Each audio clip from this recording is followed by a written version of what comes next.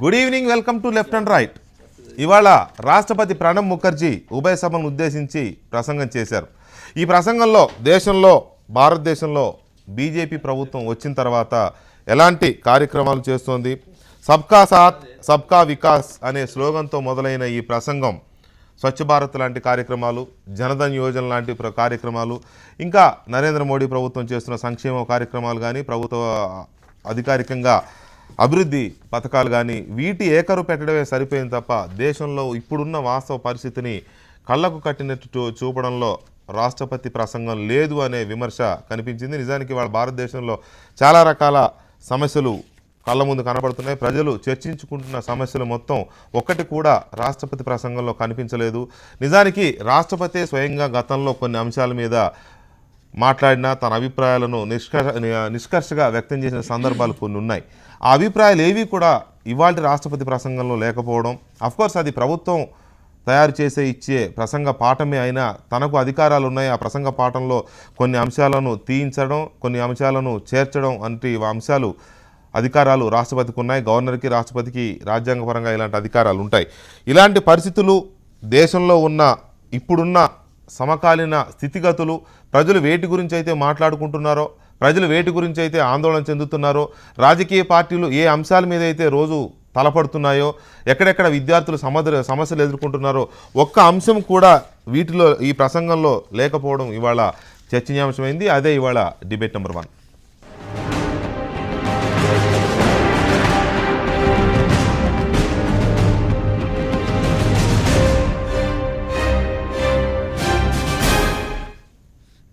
Right, welcome back.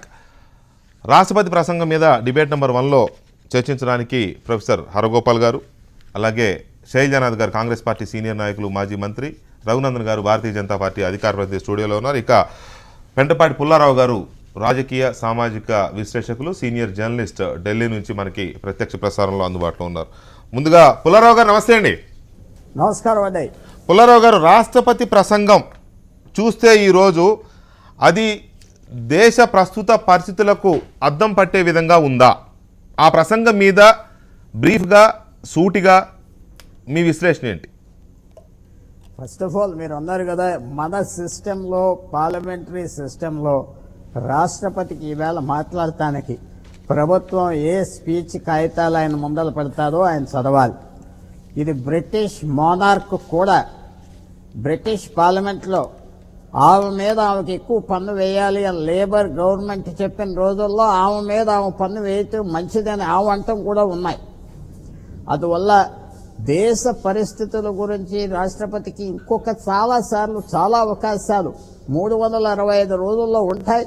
అప్పుడు ఆయన మాట్లాడే విషయాలు చక్కగా మాట్లాడుతూ ఉన్నారు. ఆయన ఎందుకంటే ఒక సీనియర్ పొలిటీషియన్ కనుక, ఆయన అందరికంటే సీనియర్ మోస్ట్ మనిషి కనుక మాట్లాడుతున్నారు. ఈవేళ పార్లమెంట్ అనే పవిత్రమైన ఇన్స్టిట్యూషన్కి ఆయన డ్యూటీ ఏమిటంటే వాళ్ళకి ఇచ్చిన స్పీచ్ ఆయన చదవటమే. ఆయన ప్రభుత్వం విమర్శించుంటే ఆయన విమర్శను కూడా ఆయన చదవాలి, ఆయనకి తప్పదు. అది ఆయన రాజ్యాంగం డ్యూటీ. మన కాన్స్టిట్యూషను, మన దేశం 125 కోట్ల జనాభా ఉన్నారంటే ఈ పార్లమెంటు, ఈ ప్రభుత్వం, జ్యుడిషియరీ ముందరకెళ్ళాలంటే ఎవరు హద్దులో వాళ్ళు మాత్రం లేకపోతే ఇది పని జరిగే దేశం కాదు. అందువల్ల నేను ఆయన ఇంకో మాట అంటానికి వీల్లేదు. ఈవేళ ఏ ప్రభుత్వం ఉన్నదో ఆ ప్రభుత్వం కూడా చాలా వరకు ఆయనకి ఇష్టాలున్న పరిస్థితుల్ని, ప్రసంగాల్ని పెట్టరు.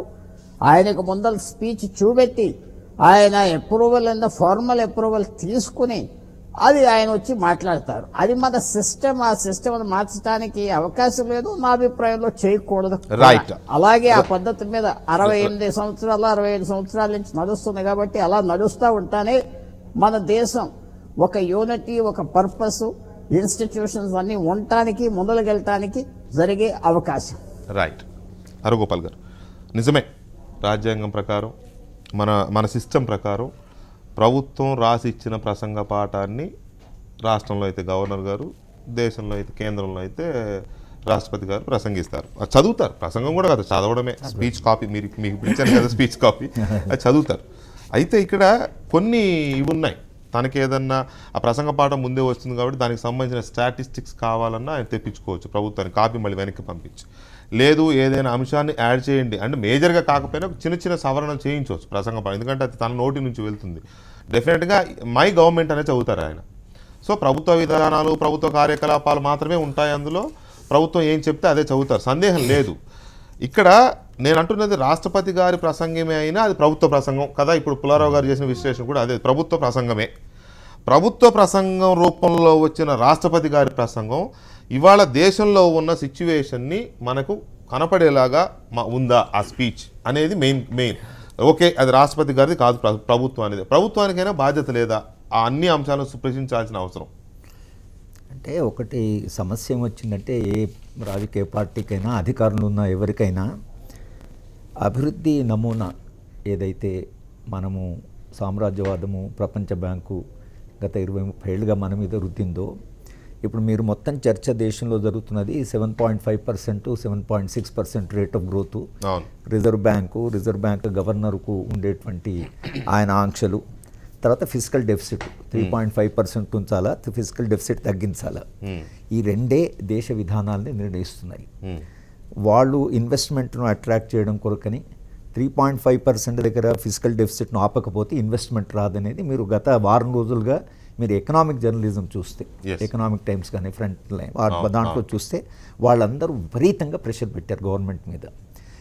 రెండవది ఏమంటున్నారు అంటే పబ్లిక్ ఎక్స్పెండిచర్ పెంచండి అంటున్నారు. కానీ నిజానికి అసలు అంతర్జాతీయ అభివృద్ధి నమూనాలో ప్రభుత్వము తప్పుకోవాలి, మినిమలిస్ట్ స్టేట్ అనేది ప్రపంచ బ్యాంకు చెప్పిన విధానం. ఆ మినిమలిస్ట్ స్టేట్ నుంచి కూడా వాడు తప్పించుకొని ఏం చేయాలి, ఇప్పుడు ఎకానమీని రీజ్యూనేట్ చేయాలంటే మీరు పబ్లిక్ ఇన్వెస్ట్మెంట్ను పెంచండి అని. పబ్లిక్ ఇన్వెస్ట్మెంట్ పెంచాలి, ట్యాక్స్ రేట్ను పెంచాలి. ట్యాక్సెస్ పెంచితే రిచ్ పీపుల్, కార్పొరేట్ విపరీతంగా ప్రెషర్ ఉంది ప్రభుత్వం మీద. ఇవ్వడి మీద ఒక ట్యాక్స్, ఏమాత్రం ట్యాక్స్ పెంచినా ఈ ప్రభుత్వం అన్పాపులర్ అయిపోతుంది, లేకపోతే ఇన్వెస్ట్మెంట్ రాదని ఒక ప్రెషర్ ఊపండి. దానివల్ల ఏం జరిగిందంటే వీళ్ళు ఇప్పుడు పబ్లిక్ ఇన్వెస్ట్మెంట్కు ఈ పబ్లిక్ సెక్టార్ అండర్టేకింగ్స్ అమ్మండి, దాంట్లో ఇన్వెస్ట్మెంట్ డిస్ఇన్వెస్ట్మెంట్ చేసేసి ఈ నవరత్నాలు కూడా మీరు అమ్మి కొంత రేట్ చేయండి అని ఇప్పుడు ఎకానమిస్టు చాలా దుర్మార్గంగా they are advising the government. ఈ గవర్నమెంట్ కూడా ఇప్పుడు ఏం చేయాలి, అసలు ఈ ఫైనాన్షియల్ సిస్టమ్ని ఏం చేయాలి అనే దగ్గర ఉన్నది. కాంగ్రెస్కి బీజేపీకి తేడా ఏమిటంటే బీజేపీ వాళ్ళు గవర్నెన్స్నేమో they are depending on culture, మతము, కులము, లేదా రామ జన్మభూమి, దేవుడు, వీటి చుట్టూ తిరుగుతుంది. ఇది కాంగ్రెస్ వాళ్ళకు అంత సౌలభ్యం లేదు కనుక నిజానికి మోడీ వచ్చిన తర్వాత గవర్నెన్స్లోనేమో కల్చర్, ఎకానమీలోనేమో గ్లోబల్ మోడల్ ఆఫ్ డెవలప్మెంట్. ఒకవైపు జాతీయత, మన కల్చరు, మన నాగరికత, మన మతము, మన విశ్వాసాలు. రెండో వైపు ఏమో అభివృద్ధి, రేట్ ఆఫ్ గ్రోత్, తర్వాత ఫిజికల్ డెఫిసిట్. ఈ రెండింటి మధ్య నుండే వైరుధ్యం ఏదైతుందో ఎంతవరకు బీజేపీ ఈ దేశంలో మతాన్ని ఉపయోగించి గవర్నెన్స్ చేయగలదు. మీరు చెప్పిన అంశం ఏదైతే, ఎందుకు దీని ప్రస్తావన రాదు, రిజర్వేషన్స్, పటేల్ ఎడ్యుకేషన్ కానీ, లేదా నిజానికి ఇప్పుడు కాపుల ఎడ్యుకేషన్ ఇక్కడ అనుకోండి, లేకపోతే జాట్స్ ఎడ్యుకేషన్ ఏదో. ఒక ప్రఖ్యాత ఆర్థిక శాస్త్రవేత్త అంటే ఆంథ్రపాలజిస్ట్, గుజరాత్ను చాలా 50 ఏళ్ళ నుంచి స్టడీ, నిన్న హిందూలో కూడా ఆయన ఇంటర్వ్యూ ఇచ్చాడు, బ్రహ్మన్. ఆయన అనడం ఏంటంటే నిజానికి ఈ ఎడ్యుకేషన్స్ వెనుక రాష్ట్రీయ స్వయం సేవక్ సంఘ్ తర్వాత బీజేపీ శక్తులు కూడా ఉన్నాయి. వాళ్ళే అసలు ఈ మొత్తంగా రిజర్వేషన్స్ నుంచి బయటపడాలంటే ఈ అప్పర్ కాస్ట్ రిజర్వేషన్స్ నువ్వు తీసుకొస్తే, ఈ మీరు రెండు ఎడ్యుకేషన్తో స్పష్టంగా చూస్తే పటేల్ ఎడ్యుకేషన్ కానీ తర్వాత జాట్స్ ఎడ్యుకేషన్లో మాకు కోటానివ్వనండి, లేకపోతే రిజర్వేషన్స్ రద్దు చేయండి. అసలు నిజంగా కోటా అడుగుతున్నారా, రిజర్వేషన్స్ రద్దు చేయమంటున్నారా మనకు తెలియదు. అర్థం కాని అంటే దేని మీద వాళ్ళ ఫోకస్ ఎక్కువ ఉందనేది తెలియదు. మొత్తంగా రిజర్వేషన్స్ను విపరీతమైనటువంటి వివాదంలో పడేసినటువంటి ఒక సంఘటన గత 2 నెలలుగా ఇది ప్రెసిడెంట్ ఆఫ్ ఇండియా మెన్షన్ చేయడానికి చాలా సెన్సిటివిటీ ఉంది. దీని ఏమనాలి, ఇప్పుడు పటేల్ ఎడ్యుకేషన్ ప్రెసిడెంట్ అంటే గవర్నమెంట్, ప్రెసిడెంట్ కాదు ప్రభుత్వము, అది ఆహ్వానించాలా విమర్శించాలి, దాని జోలికి వెళ్ళాడు అనుకోండి. అలాగే విశ్వవిద్యాలయాల్లో జరుగుతున్న గొడవలు ఏమనాలి దీన్ని, అంటే ప్రభుత్వ ఫెయిల్యూర్ అనాలనా, లేక ప్రభుత్వము దీని గురించి మరి మేము దాన్ని తగిన చర్యలు తీసుకుంటామన్నాను. ఒక్కచోట కాదు, మొత్తంగా గత ఒక 2-3 నెలలుగా జేఎన్యూ, హైదరాబాద్ యూనివర్సిటీ, బరోడా, తర్వాత film institute, Delhi IIT, Madras IIT, ఇవాళ తర్వాత అలీఘర్ ముస్లిం యూనివర్సిటీ, అంటే పూణే, అసలు నిజానికి ఈ మొత్తం విశ్వవిద్యాలయం మీరు ఆలోచిస్తే ప్రతిష్టాత్మకమైన విశ్వవిద్యాలయంలో క్రైసిస్లు పడ్డాయి. రాష్ట్రపతి గారికి సెన్సిటివ్ ఈ సబ్జెక్ట్ నేను కాదనలే, ప్రభుత్వం వాటిని టచ్ చేయాల్సిన అవసరం ఉందా లేదా, అడ్రస్ చేయాల్సిన అవసరం ఉందా లేదా, ఎక్కడైతే అన్రెస్ట్ ఉందో దాన్ని పరిష్కరించుకోవడం కోసం నా ప్రభుత్వం కృషి చేస్తోందనే పదమైనా రావాలా వద్దా? అంటే ప్రెసిడెంట్ పూర్తిగా దాన్ని అవాయిడ్ చేశారు దేశంలో లేనట్టు. ప్రభుత్వం పార్లమెంట్కి చెప్పేప్పుడు ఒకటేమో ఈ దేశంలో ఉండేటువంటి రిజర్వేషన్ పాలసీ మీద మనం పునః పరిశీలించవలసిన అవసరం వచ్చిందేమో అని పార్లమెంట్ చెప్పొచ్చు, దీని మీద మనం చర్చ చేయాలేమో అని అనొచ్చు. కానీ అది చాలా సెన్సిటివ్. అంటే ప్రభుత్వం స్టాండ్ తీసుకోలేదు. అప్పుడు పార్లమెంట్ అపోజిషన్ ఏమంటారు, మీ స్టాండ్ అంటూ చెప్పండి, రిజర్వేషన్స్ ఉండాలా వద్దా, పట్టేళ్ళకి రిజర్వేషన్ కావాలా వద్దా, విపరీతమైన వైలెన్స్ కూడా చేశారు కదా. అవును, అది ఒకటేమో దాని గురించి. విశ్వవిద్యాలయాల్లో దాని అటానమీ, దానికి ఉండే స్వయం ప్రతిపత్తి, నిజానికి ఇంతకాలంగా 60 ఏళ్ళుగా మనము కాపాడిన విశ్వవిద్యాలయాలు స్వయం ప్రతిపత్తి ఉండాలా లేదా, ప్రభుత్వము విశ్వవిద్యాలయాలు తమ పని తాము చెయ్యాలి, ఆ తర్వాత సాధ్యమైనంత వరకు వాళ్ళు సమస్యలు వాళ్ళే పరిష్కరించుకునే దిశగా ప్రభుత్వం చర్యలు కల్పించాలి, లేదా ఈ దేశంలో ఉండే విశ్వవిద్యాలయాన్ని ఇంకా మేము స్ట్రెంథెన్ చేసి ఒక హార్మోనియస్ వాతావరణం వచ్చే దిశగా ప్రభుత్వం పనిచేస్తుంది. ఈ 2 స్టేట్మెంట్ చేయడం కూడా ఇప్పుడున్న ప్రభుత్వానికి చాలా సమస్యాత్మకం అయిపోతుంది. అందుకని వాళ్ళు ఏం చేస్తారంటే నీట్గా ఈ సమస్యలు ఏవైతే ఈరోజు మనందరినీ వేధిస్తున్నాయో, రోజు ఇంత పెద్ద చర్చ జరుగుతుందో, గత 2-3 వారాలుగా జేఎన్యూ కానివ్వండి, రోహిత్ ఈ సమస్యల మనందరినేమో ప్రెసిడెంట్ దాని గురించి చెప్తాడేమో, పార్లమెంట్లో జరగబోయే చర్చ దీని మీద రేపటి నుంచి అదే కదా. ఇండియా ఏమన్నా నిజానికి డిబేట్ కారణం కూడా అదే. ఈ ఒక్కరోజు దాన్ని పక్కకు పెట్టగలరేమో రాష్ట్రపతి ప్రసంగంలో, కానీ రేపటి నుంచి అంతా అదే జరగబోయేది అదే కదా. ఆల్రెడీ అఖిలపక్ష సమావేశంలో దాని మీదనే కదా. అంటే మనం అర్థం చేసుకుంటే వైరుధ్యం ఎక్కడంటే మనము అవలంబిస్తున్న ఆర్థిక నమూనాకి మన దేశంలో ఉన్నటువంటి రాజకీయ సంస్కృతికి మధ్యన వైరుధ్యం. రైట్. రఘునందన్ గారు, అభివృద్ధి ఏం చేస్తోంది ప్రభుత్వం, ఎలాంటి పథకాలు ప్రవేశపెట్టింది, ఎలాంటి సమస్యల్ని పరిష్కరిస్తోంది, ప్రజలు ఏం కోరుకుంటున్నారు, ఆ ప్రజలు కోరుకుంటున్న దానికి తన విజన్ ఏంటి, ఇది చెప్పాలి, చెబుతుంది, చేసింది చెబుతుంది, చేయబోతుంది చెప్తుంది ప్రభుత్వం. నిజమే, కాదని కాదు. కానీ ఇవాళ దేశంలో వాటితో పాటు, స్వచ్ఛ భారత్తో పాటు, జనధన్తో పాటు, బేటీ బచావ్ బేటీ పడావ్తో పాటు, వీటితో పాటు అసహనం, రిజర్వేషన్స్, విద్యార్థుల ఆందోళనలు, యూనివర్సిటీల్లో ఆందోళనలు, ఉరిశిక్షలపైన చర్చ, దేశద్రోహం కేసులపైన చర్చ, ఇన్ని అంశాలు ఉన్నాయి. రేపటి నుంచి పార్లమెంటు స్తంభించబోతుంది కూడా దీని మీదనే. ఎందుకంటే నేను అఖిలపక్ష సమావేశం పెడితే ప్రతిపక్షాలు అదే అన్నాయి, దాని మీద మాట్లాడతామని ప్రభుత్వం కూడా చెప్పింది. అలాంటిది రాష్ట్రపతి ప్రసంగంలో ప్రభుత్వం కనీసం ఈ అంశాలను ప్రస్తావనకు తీసుకొచ్చి ఇలాంటి అంశాలను మేము చాలా పరిష్కరిస్తున్నామనో, ప్రజలకు ఇబ్బందులు లేకుండా మేము చూస్తామనే ఆ ప్రస్తావనలు ఎందుకు తేలేదు అనేది చర్చ. అవి లేవనా దేశంలో, అవసరం లేదనా? అవి లేవని మేము చెప్పదలుచుకోలేదు. అవి ఉన్నాయి. అవి ఏ రకంగా వస్తూ ఉన్నాయి, ఎందుకు చర్చించబడతా ఉన్నాయి, దానికి సంబంధించినటువంటి అంశాలు ఏమున్నాయి, వాటిని పార్లమెంట్ వేదికగా చర్చించడానికి ప్రభుత్వం చాలా స్పష్టంగా సిద్ధంగా ఉన్నామని చెప్పి నేను అఖిలపక్షంలో చెప్పింది. రేపు చర్చ ప్రారంభమైన తర్వాత కూడా చర్చించడానికి సిద్ధంగా ఉన్నాం. అయితే గతంలో ఎప్పుడు జరగలేదా, ఇప్పుడే ఎందుకు జరుగుతూ ఉన్నాయి? యూనివర్సిటీస్లో అటానమస్ అనేది పోయిందా నిజంగానే? యూనివర్సిటీలో వివిధ విద్యార్థి సంఘాల మధ్యలో ఎప్పుడు గొడవ లేవా? జార్జి రెడ్డి గారిని చంపినప్పుడు గొడవ లేదా? లేదా మురళీధరరావు గారిని కాల్చినప్పుడు గొడవ లేదా? ఆ రోజు కూడా ఇట్లే చర్చ జరిగిందా? ఆ రోజు కూడా అసలు వాటికి ప్రతీకార చర్యలు కాదు కదా వెంకటకృష్ణ. నేను ప్రతీకార చర్యల గురించి మాట్లాడట్లేదు. నేను ఈ సంఘటన ఏదో దేశంలో ఇదేసారి మొదటిసారి జరిగింది. అసలు యూనివర్సిటీలో ఎప్పుడు ఏబీపీలు ఎన్ఎస్యూఏలు గొడవ పడలేదు, లేదా ఏబీపీ వర్సెస్ ఎస్ఎఫ్ఐ ఎప్పుడు గొడవ జరగలేదు. ఇప్పుడు మాత్రమే జరుగుతుంది అనేటువంటి చర్చ బాధాకరమైనటువంటి చర్చ అని చెప్తా ఉన్నాను నేను. ఇప్పుడు కేవలం ఒక 2 గ్రూపుల మధ్యన జరిగిన ఒక చిన్న కాన్ఫ్లిక్ట్ ఇక్కడ హైదరాబాద్ సెంట్రల్ యూనివర్సిటీకి వచ్చేసరికి దాని మీద కేసు నమోదు చేసింది, ఆరోపించబడ్డటువంటి కేంద్ర మంత్రుల మీద వచ్చింది, ఎమ్మెల్సీల మీద వచ్చింది, ఎఫ్ఐఆర్ రిజిస్టర్ అయినది, పోలీసు వాళ్ళు ఇన్వెస్టిగేషన్ చేస్తూ ఉన్నారు. నేను చాలా స్పష్టంగా అడగదలుచుకున్నాను అరగోపాల్ గారిని కానీ, ఈ ఇష్యూలో అసహనం ఉందని చెప్తున్నటువంటి పెద్దలందరినీ కూడా. ఒక స్టూడెంట్ చనిపోతేనే పరిగెత్తుకొచ్చినటువంటి రాహుల్ గాంధీ గారు కాంగ్రెస్ యూపీఏ 1 యూపీఏ 2 2 పాలన లోపల తెలంగాణ ఇస్తామని ఇయ్యక తెలంగాణ ప్రజల్ని మోసం చేసినప్పుడు ఇట్లాంటి పిహెచ్డి స్కాలర్స్ ఉస్మానియా యూనివర్సిటీలో 100 మంది చచ్చిపోయినారు. ఆ రోజు ఏ రోజు రాలేదు, దానికి కాంగ్రెస్ పార్టీ నైతిక బాధ్యత వహించలేదు. ఆ రోజు పెద్దలు ఎవరు కూడా ఎందుకు రాహుల్ గాంధీ రావట్లేదు, కాంగ్రెస్ పార్టీ స్పందించట్లేదు అని అడగలేదు. పోనీ రాహుల్ గాంధీ ఇక్కడికి వచ్చిపోయిన తర్వాతనైనా బాబు నువ్వు రాజకీయం చేయకు, ఇది యూనివర్సిటీ అంతర్గతమైనటువంటి వ్యవహారం అని చెప్పడానికి కూడా ఒక్కరు కూడా సాహసించలేదు. పైకి పెచ్చు దానికి ఇంకా అగ్నిలో కొంచెం నెయ్యి కొంచెం ఉప్పేసినట్టు దాన్ని ఇంకా చిటపట్లాడించేటువంటి కార్యక్రమాలను కొనసాగించినారు. ఇది బాధాకరం అని చెప్తా ఉన్నాం. అసహనం గురించి చాలాసార్లు చాలా సందర్భాల్లో మనం చర్చించినాం, మళ్ళీ కూడా చర్చించుదాం, రేపు కూడా పార్లమెంట్లో చర్చించడానికి అధికార పార్టీ సిద్ధంగా ఉంది. మీరు సిద్ధంగా ఉన్నారు లేరని నేను అట్లా రఘునందన్ గారు, దయచేసి మీరు సిద్ధంగా లేరేనో ప్రభుత్వం భయపడుతుందో అని నేను అనడంలే. మనకి రాజ్యాంగ అధినేత, రాజ్యాంగ పరిరక్షకుడు రాష్ట్రపతి. ఆ రాజ్యాంగ అధినేత ద్వారా 4 మాటలు చెప్పించేటప్పుడు ఈ ప్రజలకి దేశంలో ఇలాంటి సమస్యలు ఉన్నా మేము వాటిని అవి పెచ్చరిల్లకుండా సమస్యలకు ఆ ప్రజలు వాటి దీంట్లో పడి భద్రత కోల్పోకుండా చూడాల్సిన బాధ్యత మా ప్రభుత్వం మీద ఉంది, మేము చూస్తామని ఒక మాట ఎందుకు అనిపించలేకపోయారనేదే చర్చ.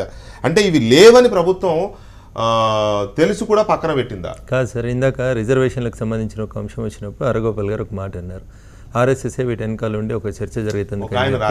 అదే ఒక ఆయన రాశారు లేదా ఒక ఆయన అభిప్రాయపడ్డారు, ఒక ఆయన అభిప్రాయపడ్డారు లేదా ఒక ఆయన అభిప్రాయపడ్డారు. 125 కోట్ల మంది జనాల్ని ఇంటర్వ్యూ చేస్తే 125 కోట్ల అభిప్రాయాలు వస్తూ ఉంటాయి అక్కడ. హరగోపాల్ గారికి భారతీయ జనతా పార్టీతో సిద్ధాంతపరమైనటువంటి వైరుధ్యం ఉంది కాబట్టి వారు ఆ మాట చెప్తారు. మోడీ గారు చాలా స్పష్టంగా ఈ దేశంలో ఉన్నటువంటి రిజర్వేషన్ల వ్యవస్థని మేము సవరించబోవట్లేదు, ఆ విషయం అనవసరమైనటువంటి విషయం, మేము దాన్ని ఎక్కడ కూడా చర్చించట్లేదు అని భారత ప్రధానమంత్రి హోదాలో నేను ఈ విషయం చెప్తున్నాను అని చెప్పి బహిరంగంగా గౌరవనీయులు ఈ దేశ ప్రధాని నరేంద్ర మోడీ గారు స్పష్టంగా చెప్పారు. నేను క్యాచ్ చేసినాను. నేనేమంటున్నాను, అది రాష్ట్రపతి నోటితోటి ఎందుకు రాలేదని మీరు ప్రశ్నిస్తారు. పుల్లారావు గారు చర్చను ప్రారంభించినప్పుడు రాష్ట్రపతి ఏం మాట్లాడతారు, గతంలో ఉన్నటువంటి రాష్ట్రపతులు ఏం మాట్లాడినారు, ఏం మాట్లాడాలనే దానికి సంబంధించి కొన్ని ప్రభుత్వ పథకాలకు మాత్రమే పరిమితమయ్యేటువంటి స్పీచ్ ఉంటుంది. తెల్లారి ఎట్లాగో మీరు అన్నట్టు అసహనము సహనము. పుల్లారావు గారు అట్లా లేదు, ప్రభుత్వ పథకాలకు మాత్రమే ఉంటుంది స్పీచ్లు అనలే. ప్రభుత్వం రాసిచ్చిన స్పీచ్ని మాత్రమే చదవడం మన ఆనవాయితీగా వస్తుంది రాజ్యాంగం ప్రకారం అని చెప్పారు తప్ప పథకాలను మంచిని మాత్రం చెప్పుకోవాలి, చెడును మాత్రం మాట్లాడొద్దు, ప్రస్తావించొద్దని అనలేదు. ప్రభుత్వం ప్రస్తావిస్తే ఆయన ప్రస్తావిస్తారు. ప్రభుత్వం స్పీచ్ కాపీలో ఇప్పుడు నేను అన్న పాయింట్స్ ప్రభుత్వం స్పీచ్ కాపీలో పెట్టుంటే రాష్ట్రపతి గారు చదివేవారు, ప్రభుత్వం పెట్టలేదు. నేను అదే చెప్తా ఉన్నాను సార్. అందుకనే ఇదే మొదటిసారి అయినట్టు దాన్ని ఏదో చర్చలో పెట్టాలి. తెలంగాణ ఉద్యమంలో 1200 మంది చచ్చిపోయినరు. ఇదే ప్రణబ్ ముఖర్జీ గారో లేదా అంతకుముందు ఉన్నటువంటి ప్రతిభా పాటిల్ గారో ఎన్నడైనా మాట్లాడినరా తెలంగాణ గురించి? మాట్లాడి ప్రసంగంలో తెలంగాణ ప్రస్తావన పెట్టారు. ఒక్క నిమిషం సార్, కామన్ మినిమం ప్రోగ్రామ్ గురించి దీదేని ప్రైమ్ మినిస్టర్ 2005 లోపల ఒక మాట మాట్లాడినారు తప్ప ఆ తర్వాత ఎప్పుడు మాట్లాడలేదు. తెలంగాణలో జరుగుతున్నటువంటి ఆత్మహత్యల మీద, తెలంగాణ ఉద్యమం మీద ప్రెసిడెంట్ గారు మాట్లాడి ఇట్లాంటి స్పీచ్లలో బడ్జెట్కు ముందు ప్రారంభమయ్యేటువంటి ఉభయ సభలను ఉద్దేశించి మాట్లాడే సభ లోపల 800 మంది విద్యార్థులు చచ్చిపోతున్నారు, చచ్చిపోకండి, మేము స్వాలంబన ఇస్తాం, తెలంగాణ ఇస్తాం, ఏ ప్రెసిడెంట్ కూడా మాట్లాడలేదు. కాంగ్రెస్ పార్టీ అధికారంలో ఉన్నప్పుడు దాదాపు 3 సంవత్సరాల పాటు ఉద్యమంలో అట్లా 100 మంది చనిపోయినారు ప్రతి సంవత్సరం. కాబట్టి ప్రభుత్వానికి కొన్ని నిర్దేశిత ప్రిన్సిపల్స్, రూల్స్ ఉంటాయి, దాని ప్రకారం మాత్రమే ప్రసంగం ఉంటుంది, అందులో ప్రభుత్వ పథకాలు మాత్రమే రిఫ్లెక్ట్ అవుతాయి అనేది నాకు ఉన్నటువంటి ఒపీనియన్. ఈ అంశాలు ఇప్పుడు నేను మాట్లాడిన అంశాలు దేశంలో చాలా ఇప్పుడు ఉద్యమాలు చూస్తున్నాం మనం, రిజర్వేషన్ ఉద్యమాలు కానీ, విద్యార్థి ఉద్యమాలు కానీ, యూనివర్సిటీలో కానీ అసహనం పేరుతో ఇది కానీ ఒక పెద్ద ఉద్యమంలాగా చాలామంది అవార్డులు తిరిగి ఇచ్చేసిన కార్యక్రమం చూసాం మనం. అవార్డులు ఇచ్చేశారు మహామహా రచయితలు, మేధావులు. సరే, వాటిని ఎంతవరకు వీళ్ళు విలువిస్తారు లేదు పక్కన పెడితే ఇలాంటి కార్యక్రమాలు జరిగాయి. ఉరిశిక్షల మీద చర్చ జరుగుతుంది ఈరోజు. కొంతమంది మీద, విద్యార్థుల మీద దేశద్రోహం కేసులు పెడుతున్నారు. మంచా చెడా పెట్టడం కరెక్టా కాదా అనేది కాదు చర్చ, జరుగుతున్నాయి ఘటనలు. వీటి ప్రస్తావన ఎందుకు లేదు అనేదే చర్చ. నేను ఇప్పుడు రాష్ట్రపతి ప్రసంగంలో అది బీజేపీ ప్రభుత్వం పెట్టలేదు, ప్రభుత్వమే మీరు అనుకునే అంశాలని పెట్టలేదు. ఇవాళ రాష్ట్రపతి గారు మారుద్దామన్నా మంత్రివర్గం ఆమోదం ఉండాలి. అవును, దీంట్లో మొహమాటం ఏం లేదు. రాష్ట్రపతి ఎన్నిక పంపించినా మళ్ళీ తిరిగి ఎన్నిక పంపిస్తే దాన్ని చదవాలి. ఇది నా ప్రభుత్వం చదవాలి. ఒకవేళ అత్యంత హేయమైన సంఘటన సమర్థించిన ప్రభుత్వం మై గవర్నమెంట్ దాన్ని గొప్పలు చెప్పుకోవాల్సిందే. కాకపోతే చాలా విషయాలని మన రఘునందన్ టచ్ చేస్తూ వచ్చాడు ఆఖరికి. గతంలో తెలంగాణ ఇష్యూ ఎక్కువ ఉండేటప్పుడు నేను గవర్నర్ ప్రసంగంలో దాన్ని ముట్టుకునేవాళ్ళు, ఎంతో కొంత టచ్ చేసేవాళ్ళు. దాన్ని ఇస్తామనో చేస్తామనో పరిశీలిస్తున్నామనో అభివృద్ధి కట్టుబడి లేకపోతే విద్యార్థులారా మీరు వద్దు మేము ఉన్నామని ఇట్లా ఒకటి వచ్చేది. అట్లాగే మొన్న ఇవన్నీ మామూలు జరుగుతున్న సంఘటనలే కదా. అప్పుడు కొట్టుకోలేదు, ఇప్పుడు కొట్టుకోలేదు. ఎవరు నాకు బాగా గుర్తుంది, మేము సివిల్ పనిచేసిన రోజుల్లో అప్పుడు ఇట్లా ఏబీ పొలంలో కొట్టేకొస్తే మేము తిరిగి కొట్టి ఉంటాం. నేనేమంటా అంటే ఈ సహజ సమస్య ఏంటంటే ఇక్కడ బహుశా ఆ జేఎన్యూ సంఘటనలో నేను గమనించి న్యూట్రల్గానే ఆ కన్నయ్య అనే అబ్బాయి పైన దేశద్రోహం మార్ఫింగ్ వీడియోలు బయట పంపించారు. అవి మార్ఫింగ్ అని వాళ్ళు వీళ్ళు ఒప్పుకున్నారు. అట్లాగే పాపం అతన్ని పాటియాలా కోర్టులో కొట్టారు. లాయర్లు పోలీసులు ఉన్నారని చెప్పేసి ఆ లాయర్ రిపోర్ట్ ఏదో కమిటీ రిపోర్ట్ ఇచ్చింది కోర్టుకి, వాళ్ళు కొట్టారు. టైమ్స్ దాని ఈరోజు స్టింగ్ ఆపరేషన్లో కన్నయ్యకి ప్యాంట్ తడిచింది మేము కొడితే అని గొప్పగా చెప్పుకున్నారు. ఇది సమస్య. పైగా దీన్ని రాజ్నాథ్ సింగ్ అని రెస్పెక్టబుల్ అండ్ రెస్పాన్సిబుల్ హోంమంత్రి ఏమాత్రం తడుముకోకుండా వెంటనే ఇమ్మీడియట్గానే ఇది దేశద్రోహం అని మాట్లాడారు అక్కడికి. అంటే మార్ఫింగ్ బహుశా నేను అలిగేట్ చేస్తే ఆయన సమాజం చెప్తా తెలియదు, కానీ మార్ఫింగ్ ఏమైనా హోంమంత్రి గారి దగ్గర జరిగిన తెలియదు, కానీ అది వెంటనే దేశద్రోహం మాట్లాడారు. అట్లాగే ఇక్కడ పాపం ఒక అబ్బాయి ఆత్మహత్య చేసుకున్నాడు. ఆత్మహత్య చేసుకునే రోజు ఉత్తరం రాశాడు, అంతకుముందు ఉత్తరం రాశాడు. దత్తాత్రేయ గారు బహుశా పార్టీ కాబట్టి ఎవరైనా పార్టీ కార్యకర్తలు అడిగింటే ఉత్తరం రాసింటాడేమో, బహుశా రాసింటాడు. దాన్ని రిపీటెడ్గా ఫాలో చేసి దాని మీద వాళ్ళు సస్పెండ్ చేయించారు. దీన్ని కనీసం ఒప్పుకునే కూడా వాళ్ళకి స్థైర్యం లేదు. రాహుల్ గాంధీ గారు వచ్చారు, పరామర్శించారు. అంటే మీ ఉద్దేశం ప్రకారం రాహుల్ గాంధీ గారు పరామర్శించడం తప్ప? అంటే ఒకసారి కదా 2 సార్లు వచ్చి మరి పరామర్శించారు తప్ప? No problem. రాకపోవడంలో కూడా బహుశా మోడీ గారికి రావాలని ఉంది నాకు తెలియదు, కానీ ఆర్ఎస్ఎస్ ఆపింది అక్కడ.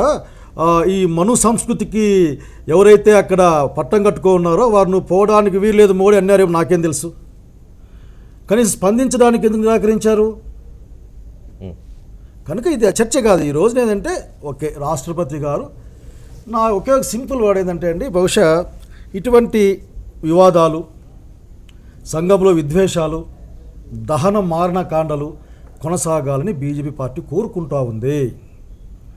భారతదేశం ఈ విద్వేషాల్లో విభజించబడాలని కోరుకుంటూ ఉంది.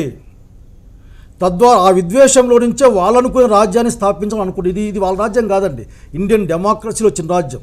This is socialist sovereign republic.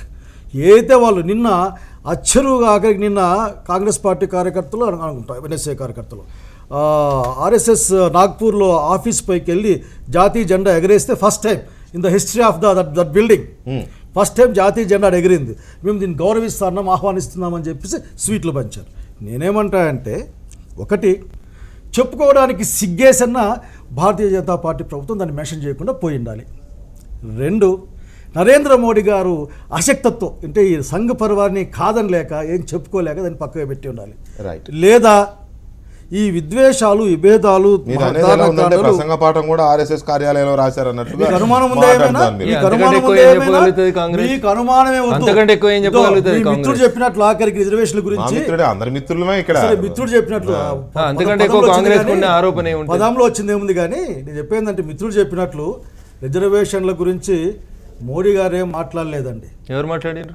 రోజు రోజుకి పాపం నాగ్పూర్ సంఘ తప్పిది శైలజనాథ్ గారు మీలాంటి బాధ్యత అయితే స్థానంలో ఉన్న వాళ్ళు ఇట్లా అబద్ధమైనటువంటి ఆరోపణలు చేయొద్దు. నరేంద్ర మోడీ గారు చాలా స్పష్టంగా రిజర్వేషన్ల విషయంలో కేంద్ర ప్రభుత్వానికి రెండో ఆలోచన లేదు అని ఇంతే క్లారిటీగా చెప్పినారు శైలజనాథ్ గారు.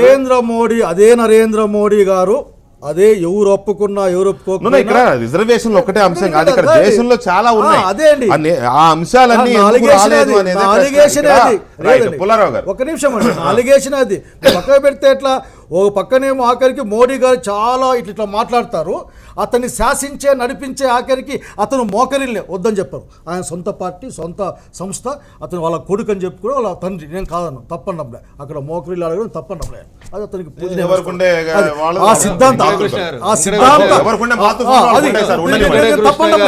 తప్పండంలే. కానీ ఆ సంస్థ చెప్పేది ఏమంటే దీన్ని సమీక్షించాలి అని. అది నెగ్గుద్దా ఈ భారతదేశంలో? అది నెగ్గుద్దా మోడీ గారు నెగ్గుతారా? నిర్ద్వందంగా ఆర్ఎస్ఎస్ కాదనుకుంటే మోడీ గారు ప్రధానమంత్రి కాదండి. వెంకటకృష్ణ గారు కాంగ్రెస్ పార్టీ ఆడలేక మధ్యలో ఓడినట్టు అదేదో ఆర్ఎస్ఎస్ ఏం మాట్లాడుతూ ఉన్నారు మీరు? ఆర్ఎస్ఎస్ని ఏమన్నా మీ 60 సంవత్సరాల పరిపాలనలో బ్యాన్ చేసిండ్రా? మీకు చేతగానప్పుడు ఈ దేశం పక్క దేశాలతో యుద్ధం చేస్తున్నప్పుడు, ఆ చైనాకు పోయి యుద్ధం జరుగుతున్నప్పుడు వాళ్ళే గొప్ప దేశభక్తులాగా పనిచేసిరని మీ మొదటి ప్రధానమంత్రి జవహర్లాల్ నెహ్రూ గారు చెప్పినారు. 1963 జనవరి 26వ తారీఖు రిపబ్లిక్ డే పరేడ్ రోజు 3500 మంది ఆర్ఎస్ఎస్ కార్యకర్తలతోటి కవాతు నిర్వహించినారు. The great first prime minister of India. 6.5 దశాబ్దాల మీ సుపరిపాలనలో, స్వపరిపాలనలో, పక్క దేశాలకు అమ్ముకున్నటువంటి మీ స్వేచ్ఛాయుత వాతావరణంలో మీరు ఎన్నడూ ఆర్ఎస్ఎస్ ని బ్యాన్ చేయలేదు. ఇక్కడ రాష్ట్రపతి ప్రసంగం చర్చ పెట్టాను, ఆర్ఎస్ఎస్ మీదకో ఇంకో దాని మీదకో కాంగ్రెస్ మీదకో పోతా ఉంది. నా మాట ఒక్క మాట ఐ కన్క్లూడ్ సార్. వీళ్ళు రెండు అంశాలు సార్. ఒకటి కులాన్ని అడ్వాంటేజ్ తీసుకొని మనువాదము ఇంకేదో పెద్ద పెద్ద మాటలు మాట్లాడతారు పెద్దలు, వారిని గౌరవం ఇస్తాం మేము దాన్ని కాదంటలేము. నరేంద్ర మోడీ గారు ఈ ప్రధానమంత్రి హోదాలో చెప్పింది ఏంటంటే వీళ్ళకి నచ్చలేదంట, వీళ్ళు అనుకున్నది మేము చేయాలంట, ప్రజలు మాకు ఇచ్చిన మ్యాండేట్ వీళ్ళకి నచ్చదు, ప్రజలు మిమ్మల్ని ఏడ కూర్చోబెట్టాలని ఆడ కూర్చోబెడితే కూడా మీరు ఏం చేయాలో అది చేయలేకుండా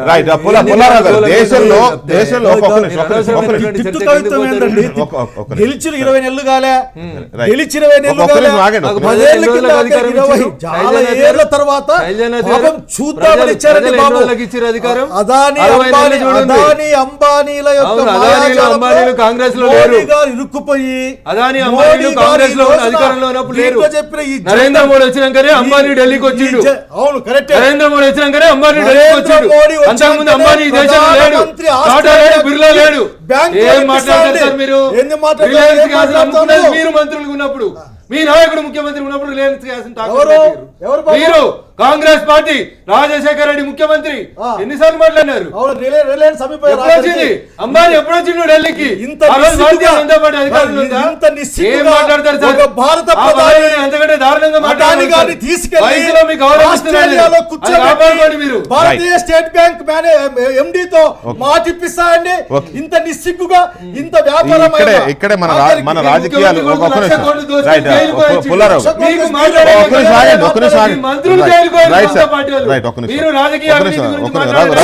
అవినీతి అసలు మీ స్కామ్లు ఈ మధ్య లెక్క పెట్టు కాకరికి ఒకటి నీకు ధైర్యం ఉంటే మంత్రిగా చేసినావు, ఒక్క స్కామ్ చెప్పు నరేంద్ర మోడీ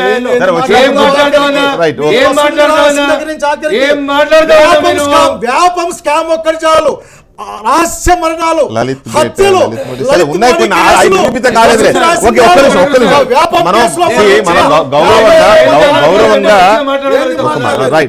విజయ్ సింగ్ గారు ముఖ్యమంత్రిగా ఉన్నప్పుడు వ్యాపం గురించి నిజంగా కాంగ్రెస్ పార్టీ సిగ్గుంటే, మీరన్న దిగ్విజయ్ సింగ్ సిగ్గుంటే ఎందుకు సిబిఐ ఎంక్వైరీ రాలేదు? 10 సంవత్సరాలు ఎందుకు సిబిఐ విచారణ రాలేదు? శైలజానాథ్ గారు కాంగ్రెస్ లో దిగ్విజయ్ సింగ్ సిగ్గుంటే 10 సంవత్సరాల యూపీఏ హయాంలో ఎవరికి సిగ్గుంది, ఎవరికి సిగ్గు ఇక్కడ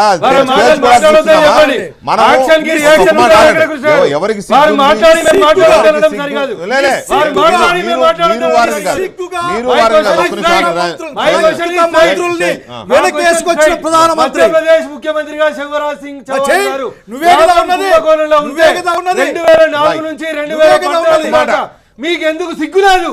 ఎందుకు సిబిఐ విచారణ చేయలేదు? ఎందుకు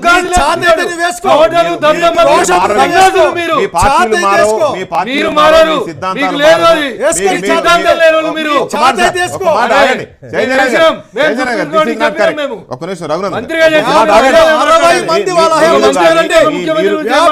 పరీక్ష రాసిన వాళ్ళు, రాయించిన వాళ్ళు, ఎస్ఐలు, కానిస్టేబుల్ అంతా అందరినీ చంపారండి.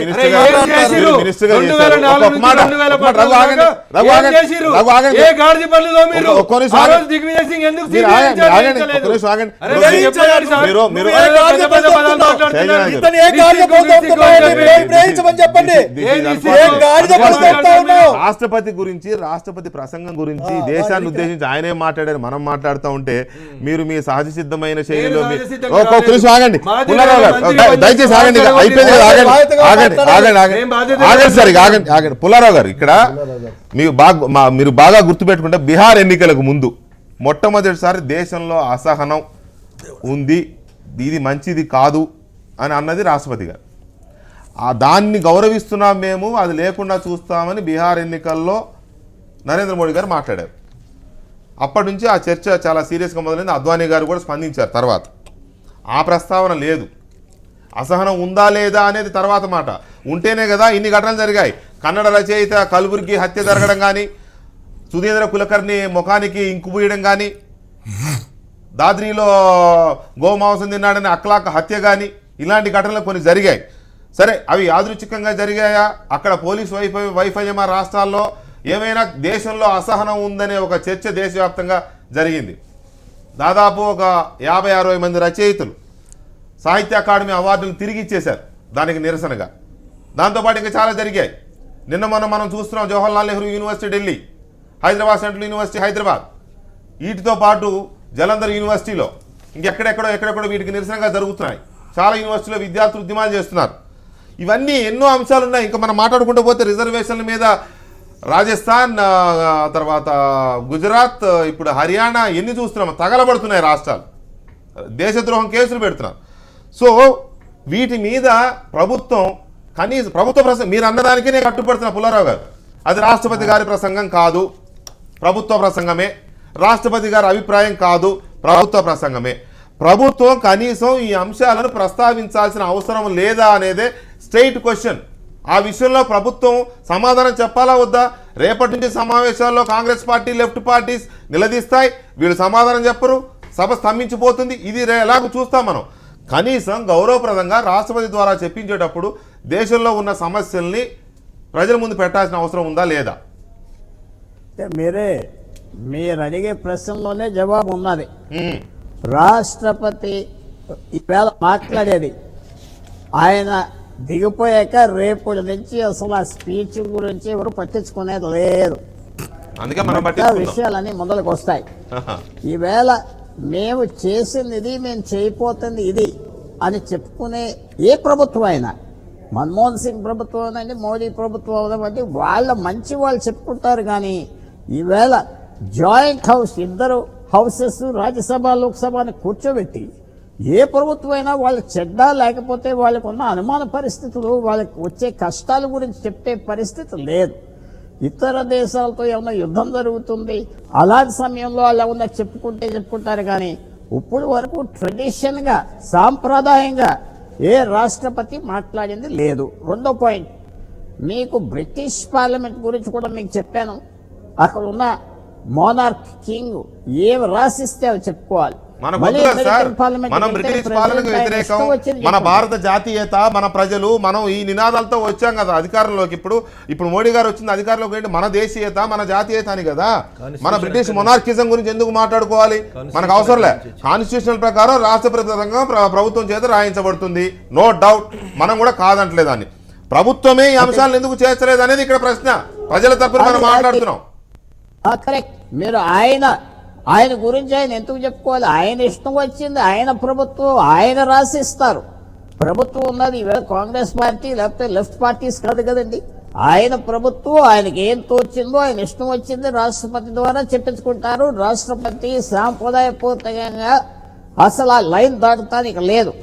నన్ను కూడా మీరు అడిగితే స్ట్రైట్గా మోడీ గారు ఇది కరెక్ట్గా చేశారా లేదా అంటే, మోడీ గారు కాదు, మన్మోహన్ సింగ్ గారు కూడా ఎన్నోసార్లు ఇలాంటి పని చేశారు. వాళ్ళకి మంచి తోసిందే చెప్పాలి, చెప్తారు. అది సాంప్రదాయం. అది మనకి ఇష్టం ఉన్నదా, ఇష్టం లేదా, ఒక మాట కల్పించి చెప్పొచ్చు కదా. దయచేసి మీరు నా పాయింట్ని మీరు పొరపాటున అర్థం చేసుకున్నారు. నేను రాష్ట్రపతి గారు చెప్పారా ఎందుకు చెప్పలేదు అని నేను అనడంలే. ప్రభుత్వం ఎందుకు స్పృశించలేదు? ప్రభుత్వం కదా ఈ ప్రసంగ పాఠం తయారు చేసేది. ప్రభుత్వం ఎందుకు టచ్ చేయలేదు? ప్రభుత్వం దేశంలో ఇంత అలజడి ఉన్నప్పుడు, దేశంలో ఇన్ని రకాల సమస్యలు ఉన్నప్పుడు ప్రజలందరూ కాదు, కొన్ని పార్టీలు, బీజేపీ చేస్తుంది, ఆర్ఎస్ఎస్ చేస్తుంది, ఇది కదా ఆరోపణలు వస్తున్నాయి. లేదు ఇంకెవరో చేస్తున్నారని బీజేపీ కేంద్రం తరఫున మంత్రులు మాట్లాడుతున్నారు. సాక్షాత్తు హోంమంత్రి ఏమన్నారు, దీంట్లో సయీద్ హస్తం ఉంది, జైషే మహమ్మద్ హస్తం ఉంది అన్నారు. తర్వాత ఫేక్ ట్వీట్ అన్నారు. ఇలాంటి చర్చలు కొన్ని వచ్చాయి. సో వీటిని ప్రస్తావించాల్సిన బాధ్యత ప్రభుత్వం మీద ఉందనేదే నా క్వశ్చన్. రాష్ట్రపతి గారు నేను మాట్లాడలే. కరెక్ట్ నాకు అర్థమైంది. ఈవేళ మీరు అన్ని పాయింట్స్ నిజంగా పెట్టుంటే పార్లమెంట్లో అప్రోర్ వద్దును. ఈవేళ అంత డిగ్నిఫైడ్గా ఆయన మాట్లాడిన విని ఆయనకు ఒక మర్యాద ఇచ్చి, భారతదేశం ఎంత పునాది ఉన్నది, పార్లమెంట్కి ఎంత వాల్యూ ఉన్నది, ఆయనకి ఇచ్చే గౌరవం లేకుండా అయిపోదు. మీరు చూసేది ఏమిటంటే, మీరు కరెక్టే, గవర్నమెంట్ చెప్పాలి కదా, మాకు ఈ ప్రాబ్లమ్స్ ఉన్నాయి, దేశం ఇలాగంత ప్రాబ్లమ్స్ ఉన్నాయి చెప్పడం కరెక్టే. కానీ వచ్చిన ఉదాహరణ అడుగుతున్నా, సంవత్సరానికి 30,000 మంది రైతులు ఆత్మహత్య చేసుకున్నారు యావరేజ్ అని మన్మోహన్ సింగ్ గారు గవర్నమెంట్లో. ఒక్కసారైనా ఆయన మెన్షన్ చేశారా ఫార్మర్స్ సూసైడ్ గురించి? లేదు. అది మీ విషయం ఏమిటంటే, ప్రభుత్వాలు, ఏ ప్రభుత్వం అయినా వాళ్ళు చెప్పేది చెప్పేస్తారు. అది కాకపోతే డిగ్నిటీ ఆఫ్ పార్లమెంట్ కొద్దిగా దెబ్బతింటుంది. అనవసరంగా కేకలు వేసుకోవటం మాట్లాడుకోవటం నాకు అర్థం తప్పట్లు కాలేదు. పడతారు. అంటే నిజంగా దేశంలో ఈవేళ ప్రణబ్ దేశంలో ఉన్న ముఖర్జీ పరిస్థితిని ప్రతిబింబించేలా రాష్ట్రపతి ప్రసంగం ఉంటే పార్లమెంటు హుందాతనం ఎందుకు దెబ్బతింటుందో నాకు అర్థం కాలే.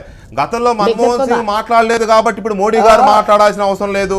మన్మోహన్ సింగ్ ప్రభుత్వంలో రాష్ట్రపతి ప్రసంగంలో అటువంటి విషయాలు పెట్టలేదు కాబట్టి మోడీ గారి ప్రభుత్వంలో రాష్ట్రపతి ప్రసంగంలో ఇటువంటి పెట్టాల్సిన అవసరం లేదు అని మనం ఎలా సమర్థించుకుంటున్నాం పుల్లారావు గారు? నాకు అర్థం కావట్లే. అవి పెట్టడం వల్ల దేశంలో ఇలాంటి అశాంతి వాతావరణం రాకుండా మేము చర్యలు తీసుకుంటామని చెప్పడం వల్ల ప్రజలకు ఒక భరోసా ఇచ్చే విధంగా రాష్ట్రపతితో చెప్పించడం ద్వారా పార్లమెంటు హుందాతనం ఎందుకు దెబ్బతింటుంది? I just can't understand. చెప్తున్నా. ఉదాహరణ ప్రణబ్ ముఖర్జీ గారు చక్కటి మాటలు మీరు చెప్పారు. ఆయన స్పీచ్ లో ఇన్క్లూడ్ చేసి ఉంటే ఆపోజిషన్ అంతా తప్పట్లు కొట్టినా లేదా అది డెఫినెట్ గా కొడతారు. ఈవేళ మీరు వారేంటి చెప్పింది correct గా దేశం మొత్తం కొడుతుంది. దేశం మొత్తం కొడితే మరి ప్రభుత్వానికి ఎలాగా? అక్కడే మీరు అంటే దేశం మొత్తం చప్పట్లు కొట్టడం ప్రభుత్వానికి ఇబ్బందికరమా? తప్పకుండా ఇబ్బందికరమే. మీరు అన్నది ఎలాగున్నదంటే ఏ పాయింట్ చెప్పినా ఓ 50 మంది తప్పట్లు కొట్టినా హౌస్ అంతా కొట్టిందని మీరే అంటారు మీ షోలో. అందువల్ల అది కుదరదు, చేయకూడదు. ఇది ఏ గవర్నమెంట్ వచ్చినా ఆయన చెప్పారా? రైట్. బుద్ధదేవ్ భట్టాచార్య గవర్నమెంట్ లో గవర్నర్ స్పీచ్ ఆ ల్యాండ్ ఎక్విజిషన్ భూసేకరణ గురించి చెప్పారా? రైట్. ఆ అపోజిషన్ కి ఆయన సాఫీగా మాట్లాడి మర్యాదగా మాట్లాడి అపోజిషన్ కూడా నొప్పొచ్చే పాయింట్లు చెప్పకుండా పూర్వం గవర్నమెంట్ లో ఏమి చేయలేదు మేము చేస్తున్నామనే మాట లేదే ఈ స్పీచ్ లో. ఈవేళ పూర్వం ఏం జరగలేదు మేము చేస్తున్నామనే స్పీచ్ రాష్ట్రపతి స్పీచ్ లో లేదే. పూర్వం గవర్నమెంట్ ఏం విమర్శించలేదే. ఎవరిని విమర్శించకుండా వాళ్ళ పాయింట్లా చెప్పుకొని బయటికి రావటం గొప్ప విశేషం అని నా అభిప్రాయం. Right. Anyway okay. Right. Haragopal గారు 2017 నవంబర్ 21 రాష్ట్రపతి గారు ఒక స్టేట్మెంట్ ఆయన అభిప్రాయం చెప్పారు. 2015 లాస్ట్ ఇయర్ 15 November 21st.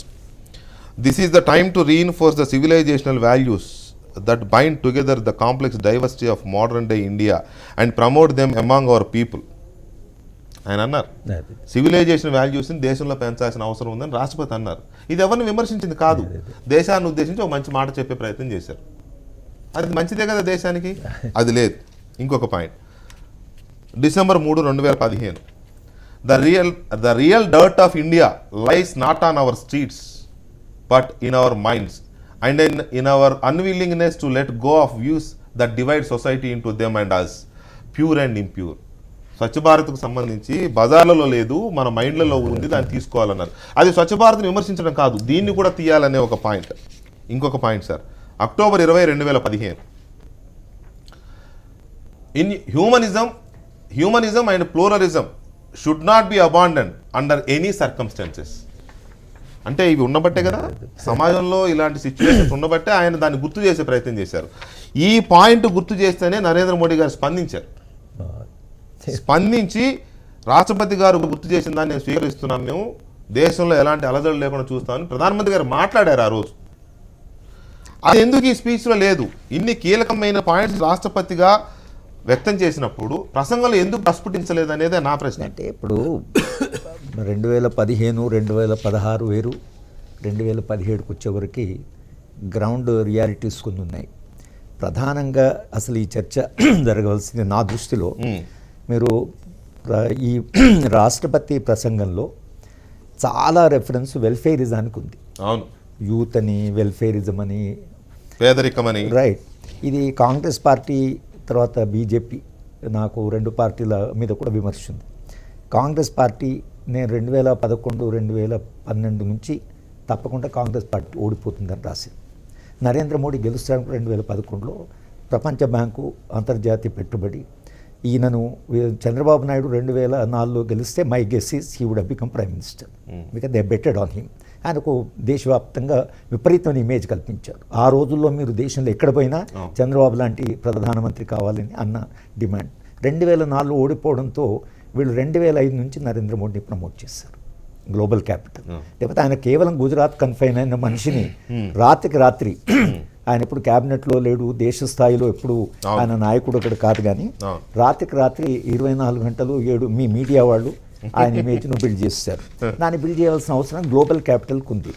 కానీ కాంగ్రెస్ పార్టీ ఓడిపోతుందని నేషనల్ అడ్వైజరీ కౌన్సిల్కి నేను ఎందుకు చెప్పానంటే, మీరు వెల్ఫేరిజం కాకుండా గ్రోత్ అనేది దీంట్లో పడి మన్మోహన్ సింగ్, చిదంబరం, కపిల్ సిబ్బాల్ మీరు చేస్తుంది ఏతుందో దేశంలో వ్యవసాయ రంగంలో కానీ అట్టడుగు నుండే ప్రజలకు కానీ ఇది చేస్తున్నటువంటి ఎఫెక్ట్ ఏదైతుందో దీని ప్రభావం వ్యవసాయ రంగానికి మొత్తం షేర్ 11.5%, 60 కోట్ల మందికి 11 రూపీస్ ఇప్పుడు షేర్ ఎకానమీ. అది బీజేపీ కాంగ్రెస్ అని కాదు. There is a deep crisis in the economy. ఈ క్రైసిస్లో నిజానికి దేశానికి ప్రజలకు కావాల్సింది వెల్ఫేరిజం. కానీ ఆ వెల్ఫేరిజాన్ని తగ్గించమనేమో వాడి ప్రెషర్ పైన, వాడు అప్పు తెచ్చుకున్నాం కాబట్టి వాడు కూర్చొని బడ్జెట్ను తయారు చేస్తున్నాడు. ఈ కాంగ్రెస్ వాళ్ళు ఆ బ్లండర్ చేశారు. నిజంగా మోడీ వచ్చిన తర్వాత ఎవరైనా వాళ్ళు జాతీయత అన్నారు, దేశభక్తి అన్నారు, ఈ దేశ ప్రజలు ఇది ఆ నినాదం మీద వచ్చారు కాబట్టి కనీసం అంతర్జాతీయ పెట్టుబడి విషయంలో కానీ లేదా వాళ్ళు వస్తున్న సామ్రాజ్యవాద సంస్కృతి మీద కానీ వస్తున్నటువంటి డిఫెన్స్లో కూడా ఇన్వెస్ట్మెంట్ను ఇన్వైట్ చేస్తారని నేను ఎన్నడూ అనుకోలే. అంటే బీజేపీ చేస్తారనుకోలే, కాంగ్రెస్ పార్టీ చేసినా ఐ కుడ్ హ్యావ్ అండర్స్టూడ్. కానీ బీజేపీ ఇంత దేశభక్తి గురించి మాట్లాడి మీరు డిఫెన్స్, నేను లాస్ట్ వీక్ డిఫెన్స్ని అడ్రస్ చేశాను. డిఫెన్స్ వాళ్ళు దే ఆర్ వెరీ అన్హ్యాపీ. అసలు ప్రొడక్షన్లో, డిఫెన్స్ ప్రొడక్షన్లో ఫారిన్ ఇన్వెస్ట్మెంట్ ఏంటి, ఆ ప్రెషర్ వీళ్ళ మీద ఉంది, కార్పొరేట్ మీడియా ప్రెషర్ అనండి. అయితే ఇప్పుడు వెల్ఫేరిజం గురించి మాట్లాడారు కానీ లాస్ట్ బడ్జెట్లో, ఇప్పుడు ఈ బడ్జెట్లో ఏం చేస్తారో తెలియదు, 1,72,000 కోట్లు వెల్ఫేరిజం తగ్గించారు. Because there is lot of pressure, global pressure. మీరు వెల్ఫేరిజం తగ్గిస్తారు. మీరు లాస్ట్ 1 వీక్లో ఇవాళ కూడా ఒక పత్రికలో ఎకనామిక్ టైమ్స్ రాసింది, సబ్సిడీ రిజీమ్ అయిపోయింది, స్టాప్ సబ్సిడీస్. ఇది కానీ ప్రజలకి ఏం చెప్పాలి అన్నప్పుడు పార్టీ మేము గ్రోత్ చేస్తాము, మేము ఇంకా పెంచుతాము, మీరు కొంత ఆగండి అని చెప్పడానికి పార్టీ రేపు ఎన్నికలకి దగ్గరికి పోవాలి కాబట్టి ప్రెసిడెంట్ స్పీచ్లోనేమో వెల్ఫేరిజం, కానీ నిజానికి గ్రౌండ్ రియాలిటీలో గ్రోత్ 7.5%, 3.5% ఫిజికల్ డెఫిసిట్. ఇది ప్రభుత్వానికి ఉండే క్రైసిస్ ఏమిటంటే దాన్ని ముట్టడానికి లేదు, వాడు మీద కూర్చొని చెప్తున్నాడు, వాడు అక్కడ కూర్చొని నువ్వు చేస్తావా చేయవా అని వాడు కట్టి బెత్తం పట్టుకొని ఈ ప్రభుత్వాన్ని నడిపిస్తున్నాడు. ఇది వాస్తవం. ఎందుకంటే నేను వరల్డ్ బ్యాంక్తో ఇంటరాక్ట్ అయ్యాను కాబట్టి నేను చెప్తున్నాను. World bank has a design. వాడు 1997లోనే స్టేట్ చేంజ్, వీళ్ళు ఏం చేయాలో ఏం చేయకూడదు వాళ్ళు నిర్ణయిస్తున్నారు. ప్రెసిడెంట్ లెక్చర్లోనేమో వెల్ఫేరిజం, నిజమైనటువంటి పాలసీలోనేమో గ్రోత్. ఇక ప్రజల్ని ఏం చేయాలనడానికి మతం. ఇది కాంబినేషన్. మీరేమో మతాన్ని గురించి ప్రస్తావన, నేను మతాన్ని గురించే ప్రస్తావన కాదు, అంటే దేశంలో జరుగుతున్న ఘర్షణ గురించే ప్రస్తావన కాదు. మీరు వెల్ఫేరిజం ఇంత మాట్లాడారు, రేపు బడ్జెట్లో వెల్ఫేర్ సెక్టార్కి మీరు ఏమిస్తారు? మీరు 16,000 కోట్లు హెల్త్కి తగ్గించారు, 30,000 కోట్లు హైయర్ ఎడ్యుకేషన్ తగ్గించారు పోయిన బడ్జెట్లో. ఇంకేం వెల్ఫేరిజం మాట్లాడుతున్నాం మనం? విద్యా వైద్యానికి డబ్బులు ఇవ్వనటువంటి ప్రభుత్వము ఏం వెల్ఫేరిజం మాట్లాడతాం మనం ఇప్పుడు? అంటే అందుకనే ప్రెసిడెంట్ ఆఫ్ లెక్చర్లో ప్రభుత్వము వెల్ఫేరిజాన్ని ఎందుకు మాట్లాడుతున్నా? మళ్ళీ ఎన్నికలను ఉత్తరప్రదేశ్లో ఎన్నికల రాజకీయాలు పోయిన మీరు ఎన్నికలు పోయిన తర్వాత వెల్ఫేరిజం మాట్లాడకుండా మీరు ఓటు రావు. నరేంద్ర మోడీ డెవలప్మెంట్ గ్రోత్ మోడలే మాట్లాడాడు. మేము గ్రోత్ వస్తే బ్లాక్ మనీ తీసుకొస్తే మేము ప్రతి ఇంటికి డబ్బులు పంచుతామని చెప్పాడు. బోర్డు అంత డబ్బు ఉంది అక్కడ స్విస్లోని, దాని మీద కొంత ప్రజలు నమ్మారు. మొత్తం బ్లాక్ మనీ వస్తే దేశంలో మన పరిస్థితి బాగుపడు, ప్రతి ఇంటికి ఇన్ని డబ్బులు వస్తాయని చెప్పారు. ఎక్కడ పోయింది బ్లాక్ మనీ? అంటే అప్పటికేమో బ్లాక్ మనీ. ఇప్పుడు రాజకీయ పార్టీలు వాళ్ళ హిపోక్రసీ ఏమైపోయిందంటే ప్రజల దగ్గరికి వెళ్తేనేమో వెల్ఫేరిజము, ప్రపంచ బ్యాంకు దగ్గర పోతేనేమో గ్రోత్. ఆ క్రైసిస్లో చిక్కుకున్నటువంటి రాజకీయ పార్టీలు ఈ రోజు ఉన్న అధికారులు ఉన్న బీజేపీ కావచ్చు, కానీ రేపు మళ్ళీ కాంగ్రెస్ పార్టీ అధికారంలోకి వచ్చినా జరిగేది అదే. కానీ నేను అనడం ఏంటంటే నిజానికి ప్రెసిడెంట్ స్పీచ్లో చెప్పిన వెల్ఫేరిజం నిజంగా పాలసీస్లో ఉందా? రైట్. ఇది రఘునందన్ గారు కానీ శైలనాథ్ గారు వీళ్ళిద్దరు కూడా ఆలోచించవలసిన ఏంటంటే ఈ దేశంలో వెల్ఫేరిజం లేకుండా 70% మంది ప్రజలు వాళ్ళ జీవన పరిస్థితులు అట్టున్నప్పుడు దేశంలో రిచ్ పీపుల్ దగ్గర నుంచి కొంత డబ్బులు తీసుకోకుండా వెల్ఫేరిజం మీరు ఖర్చు పెట్టలేరు. మీరు జాతి స్థూల ఆదాయం 100 లక్షల కోట్లు ఉంది, లేదా 120 లక్షల కోట్లు ఉంది. మీ బడ్జెట్ ఎంత? 17 లక్షల కోట్లు. ఎక్కడా ప్రపంచంలో ఏ దేశంలోనైనా 20% తీసుకుంటారంటే అమెరికా వాడు 40% తీసుకుంటాడు, స్కాండినేవియన్ కంటే 60% తీసుకుంటాడు. ఇది ఏమిటి అసలు? ఇంకా తగ్గించమంటున్నారు. మాకు కార్పొరేట్ ట్యాక్స్ తగ్గించండి, కన్సెషన్స్ ఇవ్వండి అని వాడు ఇచ్చిన తర్వాత నిజానికి రఘునందన్ గారు ఇప్పుడు నిజంగా మన దేశంలో ఉండే సంపదకి మన బడ్జెట్ 30 లక్షల కోట్లు ఉండొచ్చు. కేంద్ర బడ్జెట్ మీరు కనీసం 30% తీసుకున్నారు. 30 లక్షల కోట్లలో మీరు 2 లక్షల కోట్లు ఆరోగ్యం ఇచ్చేస్తే బీజేపీ పార్టీ 10 ఏళ్ళు కాదు 20 ఏళ్ళు ఉంటుంది. కానీ అసలు వాడు అక్కడ పైన కూర్చున్నవాడు ఏం చెప్తున్నా అంటే నువ్వు వెల్ఫేరిజం ఖర్చు రైట్ పెట్టాలి. హరగోపాల్ గారు, మనం ఇది క్రైసిస్. నిజానికి బడ్జెట్ మీద వచ్చినప్పుడు ఇంకా డీప్ గా దీని మీద మనం ఏం చేయబోతున్నారు, వీళ్ళు ఎంత పెడుతున్నారు, ఏ పద్దు కింద ఎంత అలొకేట్ చేస్తారని మనం మాట్లాడవచ్చు. ఇక్కడ శైలజనాథ్ గారు మీరు దాని మీద మాట్లాడతారా? హరగోపాల్ గారు కామెంట్స్ మీద వెల్ఫేరిజాన్ని ఎక్కువ చూపించారు కానీ ఆచరణలో ఉండదు, రాష్ట్రపతి ప్రసంగం మొత్తం వెల్ఫేరిజంతో నింపారు అనేది వారి అలిగేషన్. చాలా ఉన్నాయి రెఫరెన్స్. అదే ఎక్కువ అవే ఉన్నాయిలేండి. సో దాన్ని ప్రసంగాల్లో తప్ప ప్రజలకు ఆచరణలో చూపించేది లేదు అనేది అబ్జర్వేషన్, అలిగేషన్ కూడా కావచ్చు. ఇప్పుడు హరగోపాల్ గారు ఆలోచించాల్సింది ఏంటంటే వారు చెప్పినటువంటి అమెరికాలో, ఇంగ్లాండ్, స్కాట్లాండ్ లోపల సోషల్ సెక్యూరిటీ అనేది ప్రజలందరికీ కల్పిస్తాయి అక్కడ ఉన్నటువంటి ప్రజాస్వామ్య ప్రభుత్వాలు. భారతదేశాన్ని సుదీర్ఘంగా పరిపాలించినటువంటి కాంగ్రెస్ పార్టీ కానీ, ప్రపంచ బ్యాంకు గర్వించదగ్గ గొప్ప మేధావులు లాంటి మన్మోహన్ సింగ్ కానీ సోషల్ సెక్యూరిటీ కోసం ఆలోచించలేదు ఈ దేశ ప్రజల కోసం. ఇప్పటికీ ఆటో డ్రైవర్ చచ్చిపోతే ఆటో సంఘం వాళ్ళు మనిషికి 5 రూపాయలు, 10 రూపాయలు, 50 రూపాయలు వేసుకొని దహన సంస్కారాలు జరపాల్సినటువంటి పరిస్థితి ఉంది. లీడర్లుగా మేము పల్లెటూరులో లేకపోతే అన్న మన కార్యకర్త చచ్చిపోయిండు 5,000, 10,000 అనేటువంటి సోషల్ సెక్యూరిటీ లేనటువంటి దేశం ఏదైనా ఉంది ప్రపంచంలో అంటే హరగోపాల్ గారిని చెప్పమనండి, నేను చెప్పింది తప్పు అయితే. కేవలం భారతదేశం మాత్రమే. అట్లాంటి స్థితిలోంచి ఇలా సామాజిక భద్రత కల్పించడానికి సోషల్ సెక్యూరిటీ స్కీమ్స్ వచ్చినాయి. 12 రూపాయలు కడితే ఒక పేదోడు అనుకోకుండా ప్రమాదవశాత్తు చనిపోతే 2 లక్షలు ఇచ్చేటువంటి స్కీమ్ కానీ, లేదా సంవత్సరానికి అంటే రోజుకు 90 పైసలు చొప్పున కట్టుకుంటూ పోతే 330 రూపాయలు కడితే జీవిత బీమా కల్పించేటువంటి కానీ, ఇవి పేదోడి కోసం ఆలోచించినాయి కావా? ఈ కేవలం కాగితాల మీదనే ఉన్నాయంటారా? నిజంగా గ్రౌండ్కి రాలేదంటారా? పేదోడు ఎప్పుడూ బ్యాంకు రాకుండా చూసింది కాంగ్రెస్ పార్టీ. గరీబోంకు హటావో అని చెప్పి బ్యాంకులను జాతీయం చేసినామని చెప్పి ఏ రోజు కూడా కనీసం సరే గరీబీ హటావో అని చెప్పి గరీబోళ్ళని ఊర్లోకి వెళ్ళి బయటకు పంపించింది కాంగ్రెస్ పార్టీ. అట్లాంటి గరీబోళ్ళని ఏం లేకుండా మీరు రూపాయి కట్టకుండా బ్యాంకులకు రండి అండి 25 కోట్ల మంది గరీబోళ్ళతోటి ఖాతాలు తెప్పించి అందులో 20 కోట్ల డబ్బుల్ని 20,000 కోట్ల డబ్బుల్ని అందులోకి మొబిలైజ్ అయ్యేలాగా చూసింది. నిజంగా సామాజిక భద్రత కోసం కాదా? పేదోడి కోసం ఆలోచించినటువంటిది కాదా? స్కిల్ ఇండియా ఐటీఐ చదువుకొని వస్తారు, వెల్డింగ్ ఎట్లా చేయాలనే తెలియదు. మన బడ్జెట్ లోకి వెళ్ళిపోయాం. నిజానికి బడ్జెట్ ప్రవేశపెట్టిన తర్వాత మాట్లాడుకోవాల్సిన నేను అనేది మీరు అన్నట్టు వారన్నది నిజమే, మీరన్నది నిజమే, సామాజిక భద్రత చేశారు మీరు, ఫుడ్ సెక్యూరిటీ ఇచ్చే ప్రయత్నం. ఒక్క నిమిషం సార్, కానీ ఇవాళ ఒక మాట మీ దగ్గరకు వస్తాను, దయచేసి కొంచెం వాళ్ళ అభిప్రాయాలు వాళ్ళకి, వీరి అభిప్రాయాలు వీళ్ళకు ఉన్నాయి, వారి అభిప్రాయాలు వాళ్ళకు ఉన్నాయి. నేను అనేది ఏంటంటే ఓకే, మీరు సామాజిక భద్రత కల్పిస్తున్నారా లేకపోతే ఇంకోటి చేస్తున్నారా, సంక్షేమం ఇస్తున్నారా లేదా, ఇవ్వట్లేదని వారు ఇస్తున్నామని ఇవన్నీ ఇవ్వండి, మనం బడ్జెట్ రోజు ఇంకా డీటెయిల్గా మాట్లాడదాం. నేను అనేది ఏంటంటే ఇవాళ దేశంలో నేను బీజేపీ అనడం లేదు, దయచేసి అర్థం చేసుకోండి. నేను బీజేపీ చేసింది అనడం లేదు, ఆర్ఎస్ఎస్ చేసింది అనడం లేదు. కొన్ని శక్తులు లేదా కొందరు వ్యక్తులు నా ఇష్టమైన పదార్థం నేను తిననివ్వడం లేదు, ఆయన ఇష్టం వచ్చిన పుస్తకం ఆయన రాయనివ్వడం లేదు, ఆయన ఇష్టం వచ్చిన పుస్తకం ఆయన చదవనివ్వడం లేదు, ఆయన ఇష్టం వచ్చిన నినాదాన్ని ఆయన ఇవ్వనివ్వడం లేదు. ఇలాంటి వాతావరణం దేశంలో ఉంది. ఈ వాతావరణం లేకుండా ప్రజలకు భద్రత కల్పించాల్సిన బాధ్యత కూడా ప్రభుత్వాందే కదా, అవునా కదా? మీరు సామాజిక భద్రత అంటున్నారు, సామాజిక భద్రతలో ఇది కూడా వస్తుంది, జీవించే హక్కు, తినే హక్కు, నా ఇష్టం వచ్చిన పదార్థాన్ని నేను తినే హక్కు, ఇటువంటి కొన్ని ఉన్నాయి. కొన్ని శక్తులు అవునంటున్నాయి, కొన్ని వర్గాలు కాదంటున్నాయి. ఈ పరిస్థితుల్లో వీటి ప్రస్తావన ఎందుకు లేదు? మనం సంక్షేమం మాట్లాడదాం, బడ్జెట్ రోజు చాలా మాట్లాడదాం, హరగోపాల్ గారు ఉంటారు, నాతో మీరు ఉంటారు, మాట్లాడదాం. వీటి పరిస్థితి ఏంటి? వెంకటకృష్ణ, నేను ఏమంటున్నాను, దేశ భద్రత గురించి సంబంధించినటువంటి అంశానికి సంబంధించిన ఒక ఇష్యూని పార్టీల మధ్యలో సమరంగా మార్చడానికి మేమందరం బాధపడతాం. సామాజిక భద్రత సార్, దేశ భద్రత ఇది సామాజిక భద్రతలో ఇది కూడా వస్తుంది సార్. నేను ఒక మాట చెప్పదలుచుకుంది ఏంటంటే, ఇప్పుడు దేశానికి వ్యతిరేకంగా స్లోగన్ చేసిన వాళ్ళ మీద 120B పెట్టొచ్చా పెట్టరాదా అనేది ఈ టీవీ ఛానల్ డిబేట్లో శైలజనాథ్ గారు, రఘునందన్ గారు తేల్చాల్సింది కాదు. Police have registered A case. వారు పదే చెప్తున్నారు అది మార్ఫింగ్ వీడియో అని. ఈ ఫైల్ ఏ కేస్. పోలీసులు చేసింది మార్ఫింగ్ వీడియోనా? వారు ఇంకొక మాట ముందుకు పోయి రాజ్నాథ్ సింగ్ గారే మార్ఫింగ్ చేసినారు. అట్లాంటి కాంగ్రెస్ సంస్కృతి అది. పోలీసు వాళ్ళు విచారణ చేసి కన్నయ్య కుమార్ని అరెస్ట్ చేస్తే మీరెందుకు గోల చేస్తున్నారు? Why you are not allowing a proper police investigation? Police వాళ్ళు కూడా మీరు అన్నట్టు సిబిఐ అంటే కాంగ్రెస్ బ్యూరో ఆఫ్ ఇన్వెస్టిగేషన్ అని మీకు ఏమైనా అభిప్రాయం ఉందేమో కానీ పోలీసు వాళ్ళు కేసు పెట్టి ఇన్వెస్టిగేషన్ చేస్తూ ఉన్నారు. దత్తాత్రేయ గారిని ముద్దాయిగా చేసినారు హైదరాబాద్ సెంట్రల్ యూనివర్సిటీలో జరిగిన కాంగ్రెస్లో.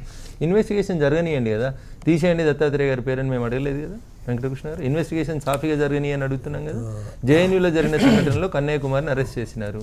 పోలీసు వాళ్ళు కోర్టు ముందు ప్రొడ్యూస్ చేసినారు. కోర్టులో ఆర్గ్యుమెంట్స్ జరుగుతూ ఉన్నాయి 3 రోజుల నుంచి. కోర్టు డిసైడ్ చేస్తుందని కోర్టును గౌరవించాలని అనుకున్నాం కదా. మేము గౌరవించండి. 2 రోజులు అడుగుతున్నారు కదా, 2 రోజులు అదే అంటున్నా. ఇలాంటి కోర్టుని అడుగుతున్నారు, కోర్టులోకి తీసుకెళ్తే కోర్టులో కొడుతున్నారు. అలాంటి పరిస్థితులు ఉన్నప్పుడు చాలా అసలుకి చాలా ఇంత శాంతంగా కూడా చాలా మాట్లాడుతున్నారు ఆఖరికి. ఎందుకంటే మెట్టుపైన కూర్చోడు కాబట్టి స్పష్టంగా చెప్పేది ఒకటేనా, ఆఖరికి వెల్ఫేర్ స్కీమ్స్లో కాంగ్రెస్ పార్టీ ఏం చేసింది దేశానికి అని చెప్తే ఆఖరికి ఈ దేశాన్ని నిర్మించిన దాంట్లో అసలు కాంగ్రెస్ పార్టీ మేజర్ షేర్. నువ్వు ఒప్పుకున్నావు, నువ్వు వేసే ఈ నొక్కే మిసైళ్ళు, ఓపెన్ చేసిన బిల్డింగులు, ఇవన్నీ కాంగ్రెస్ పార్టీవే. ఏమి అట్లాగే పాల ఉత్పత్తిలో మొదటికి వచ్చి ఇందిరాగాంధీ కాలంలో పాల ఉత్పత్తిలో మొదటి వచ్చింది. అట్ ద సేమ్ టైం ఈ భారతదేశం స్వాతంత్రం వచ్చే 20 లక్షల మెట్రిక్ టన్నుల ధాన్యం ఉంటే నెహ్రూ గారి పంచవర్ష ప్రణాళిక అయిన తర్వాత, సోషల్ విధానంలో పంచవర్ష ప్రణాళిక అయిన తర్వాత I hope that 120 million subsidy correction. మీరు ఎంత చేసినా ఇప్పుడు బ్యాంక్ అకౌంట్లు కూడా లేవని కదా చర్చ. అట్లాగే ఆయన ఏమంటారు అంటే బ్యాంక్ అకౌంట్లు మేము జన్ధన్ అవును నిజంగా లేవు చేశారు. బ్యాంక్ అకౌంట్లో పెట్టుకున్న డబ్బులను 15 లక్షలు తెచ్చిస్తాను మీకు, నేను స్విస్ నుంచి తీసుకొస్తా ఉన్నాను, అకౌంట్లు ఓపెన్ చేసుకోమని చెప్పారు. ఇదే ఆంధ్రప్రదేశ్లో మహిళా ఉద్యమం వచ్చి డ్వాక్రా వచ్చినప్పుడు కాంగ్రెస్ పార్టీ హయాంలో ఆఖరికి అంతకుముందు 80 కోట్లు 100 కోట్లు 150 కోట్లు ఉన్న అప్పుల్ని దాదాపు 30,000 కోట్ల వరకు తీసిపోయిన గంట కాంగ్రెస్ పార్టీది అప్పులు ఇచ్చింది. రైతాంగానికి అప్పులు ఇప్పించినప్పుడు కూడా అంతకుముందు 7,000 చిల్లర కోట్లు ఉంటే దాన్ని 50,000 కోట్లు దాటించింది కాంగ్రెస్ పార్టీ. నేనేమంటా అంటే సరే ఇప్పుడు ఉదాహరణకి దీంట్లో ఆహార భద్రత చట్టాన్ని ఇచ్చిందే కాంగ్రెస్ పార్టీ, కానీ అంత లోపలికి పోవడంలే. మీరు దయచేసి రఘునందన్ గారు మనం ఓవరాల్ గా ప్రెసిడెంట్ స్పీచ్ ఇప్పుడున్న సిచువేషన్స్ మీద మాట్లాడుతున్నాం. పార్టీకి రికమెండ్ చేయండి. అసలు తగ్గించిన సంక్షేమ రంగానికి బడ్జెట్ని వాస్తవ అంకెల్ని పెంచండి. ఇది 1,20,30,000 లాస్ట్ తగ్గించారు, చదువుకి వైద్యానికి తగ్గించేశారు. అంతేకాకుండా బడ్జెట్ రాలేదు కదా సార్, లాస్ట్ ఇయర్ బడ్జెట్ మీద ఓకే.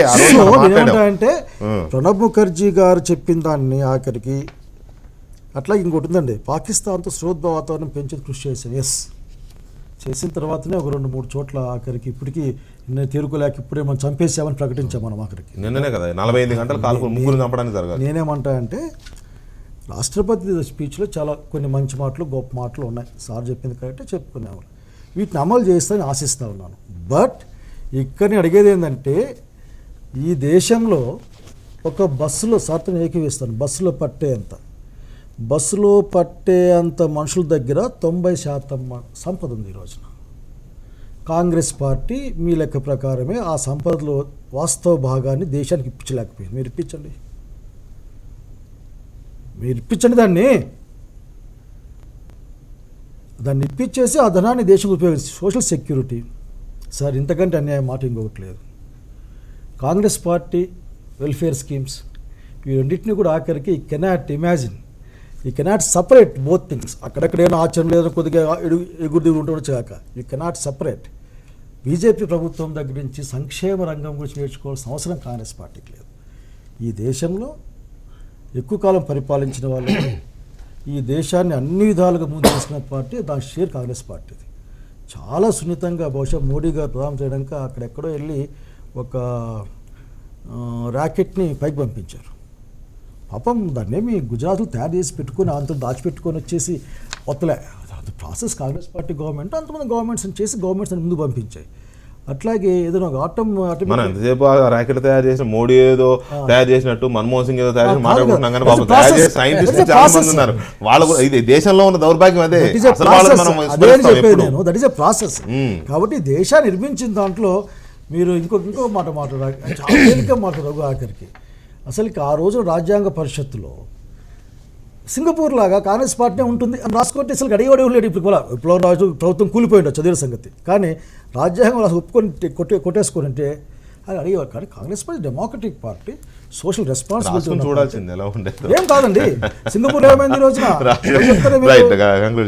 భారతదేశం. ఇంకొక మాట చెప్పాలి మీకు ఆఖరికి, భారతదేశం అనేది ఈ మధ్య అంత గట్టిగా అందరూ మాట్లాడుతున్నారు, కానీ ఇండిపెండెంట్ ఇండియా వచ్చిన తర్వాత కూడా ఇది అనేక దేశాల ఆ రోజున ఈ నిజాం రాజ్యం అండి, ఇది దేశం, అనేక దేశాల సమాహారం.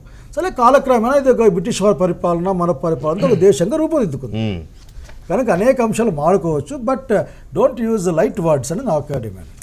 అంటే ఇప్పుడు 60 సంవత్సరాల పాటు వాళ్ళంతా గొప్పగా దేశ ప్రజల సంక్షేమ సౌభాగ్యాల గురించి ఆలోచించినారు కాబట్టి ఒక స్కూల్ కాంప్లెక్స్ కడితే ఒకటి రాజీవ్ పేరు మీద ఒక రాజీవ్ సర్వశిక్ష అభియాన్ కింద ఒక రూమ్ కడతారు వెంకటకృష్ణ గారు. మండల ప్రాథమిక పాఠశాల అని 2 రూములు కడతారు సార్. ఇంకొక స్కీమ్ కింద 4 రూములు కడతారు సార్. కానీ స్కూల్కి వచ్చి ఆడపిల్లలకు టాయిలెట్లు కట్టాలనేటువంటి కనీస ఆలోచన రానంత గొప్పగా ఈ దేశ వాటికి పేర్లు పెట్టారు సార్. కనీసం మరుగుదొడ్లు, ఈ దేశానికి స్వతంత్రం వచ్చిన 6 దశాబ్దాల తర్వాత అయ్యా మీరు మరుగుదొడ్లు కట్టుకోండి అని చెప్పాల్సినటువంటి పరిస్థితికి ఈ దేశ ప్రజల్ని చైతన్యపరిచింది కాంగ్రెస్ పార్టీ. ఈ దేశంలో మీరు సంక్షేమం ఇస్తే 30 కోట్ల మందికి ఖాతాలు లేవు, మీరు సంక్షేమం ఇస్తే ఇప్పటికీ శైలజనాథ్ గారు మంత్రిగా ఊర్లలోకి పోతే అన్న మన కార్యకర్త చచ్చిపోయింది 10,000 అనేటువంటి పరిస్థితి. అరగోపాల్ గారిని చెప్పమనండి సోషల్ సెక్యూరిటీ గురించి కాంగ్రెస్ పార్టీ చేసింది ఏందో. ₹2 కిలో బియ్యాన్ని ఎవడడక ముందే రూపాయి కిలో బియ్యం చేసి ప్రభుత్వాన్ని భ్రష్టు పట్టించారు, ఓటర్లను భ్రష్టు పట్టించారు. మీరు చేయాల్సినవి చేయలేదనేది వాస్తవం. అవి మేము చేస్తూ ఉంటే మీ పునాదులు కదిలిపోతున్నాయి అనేది మీ బాధ. ఒక దేశ ప్రధాని దేశానికి స్వతంత్రం వచ్చిన 6 దశాబ్దాల తర్వాత వారు చెప్తుండ్రు 20 లక్షల టన్నుల నుంచి మేము 120 లక్షల టన్నులకు కాంగ్రెస్ ప్రభుత్వంలో ఆర్థిక మంత్రిగా పనిచేసిన ప్రణబ్ ముఖర్జీ గారే ఇప్పుడు మళ్ళీ రాష్ట్రపతిగా ఈ ప్రభుత్వం తప్పదు. సరే ఆ పదవిలో ఉన్నారు కాబట్టి వీళ్ళు చేసిన వాటిని చదవాలి. ఒక్క విషయం చేయకుండా చదివితే నేను అదే అంటున్నా, చేసిన వాటిని రాసిన వాటిని పోనీ వీకే గారు చేసినవి రాసినవి ఆయన ఒప్పుకోకపోయినా ఈ దేశానికి పోయిన గవర్నమెంట్లో హక్కులు ఇచ్చాం. రైట్ టు ఎడ్యుకేషన్ యాక్ట్ ఇచ్చాం, హక్కుగా రైట్ ఇన్ఫర్మేషన్ యాక్ట్ ఇచ్చాం, ఫుడ్ సెక్యూరిటీ ఇచ్చాం, పేమెంట్ మీద అమ్ముకునే వాళ్ళు కూడా హక్కు ఇచ్చాం. అంతెందుకంటే స్వచ్ఛ భారత్ మీ ఆఫీస్ ముందే ఉందండి బాబు, ఎక్కడో అవసరంలే. ఇంత గొప్పగా చెప్పుకుని స్వచ్ఛ భారత్ మీ ఆఫీస్ ముందే ఉంది. అదేది మా వీళ్ళ బీజేపీ ఆఫీస్ ఉందండి, అది ఏ నెలలో మా పార్టీ ఆఫీస్ ముందరే ఉంటుంది. ఫైనల్ గా పుల్లారావు గారు ఒక మాట, కాంగ్రెస్ పార్టీ స్పందన, కాంగ్రెస్ పార్టీ ఒక్క నిమిషం సార్, రాష్ట్రపతి ప్రసంగం గురించి మాట్లాడుకున్నాం మనం, మళ్ళీ మీ రొటీన్ విమర్శలు. ఇక్కడ కాంగ్రెస్ పార్టీ అయిన వెంటనే రాష్ట్రపతి ప్రసంగం పూర్తయిన వెంటనే స్పందన, Rajiv Shukla party spokesperson leader, senior leader, there was nothing new in the speech, it was full of slogans like సబ్కా సాత్ సబ్కా వికాస్, స్వచ్ఛ భారత్, ఇలాంటి స్లోగన్లతో నిండిపోయింది తప్ప ఇదేమి దిక్సూచన లేదు, కొత్తగా ఏమీ లేదు అన్న స్పందన కాంగ్రెస్ పార్టీ నుంచి వచ్చింది. ఎలా చూడొచ్చు? ఆయన రాజీవ్ శుక్లా ఆయన స్పోక్స్ మన్, ఆయన క్రికెట్ అలాంటి వాళ్ళు కాంగ్రెస్ పార్టీకి బ్యాడ్ నేమ్ వచ్చిందని నేను చిన్న ఎస్ఐట్ గా చెప్తున్నా. ఫస్ట్ 10 నిమిషాలు రాష్ట్రపతి మాట్లాడింది మీరు చూస్తే, స్వచ్ఛ భారత్ గురించి మాట్లాడాడు, జన్ధన్ యోజన గురించి మాట్లాడాడు, కొన్ని మంచి విషయాల గురించి మాట్లాడారు.